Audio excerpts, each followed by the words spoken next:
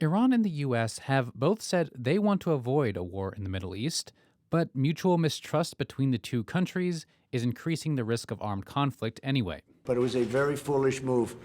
That I can tell you. The most recent flare up, the downing of a US surveillance drone, highlights how Iran and the US are talking past one another. Iran insists the drone violated Iranian airspace before it was shot down, while the US says it was an unprovoked strike outside of Iran's territory. It's the latest in a string of violent incidents in the region that the U.S. has blamed on Iran. Alex Vatanka of the Middle East Institute told Newsy Iran might be striking out against the harsh oil sanctions that the Trump administration leveled against the country several months ago.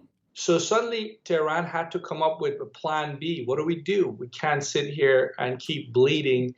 All of them kind of combined amounted to one thing, that if Iran's going to suffer, we're going to look for ways to make other people suffer along with us. And that's where we are right now. The White House has walked back a list of tough demands on Iran, pledging to open negotiations about sanctions relief without preconditions. But it's not entirely clear what the U.S. will ask from Iran in return for easing sanctions. Is it just about the nuclear program? Is it about the nuclear program, Iran's missiles, and what it does in the region and what it does at home?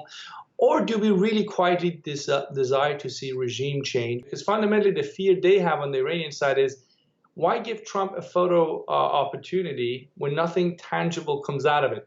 What they want is relief from economic sanctions. And I'm not sure if the Trump administration is going to just provide sanctions relief unless they get the Iranians to at least come to the table and start talking.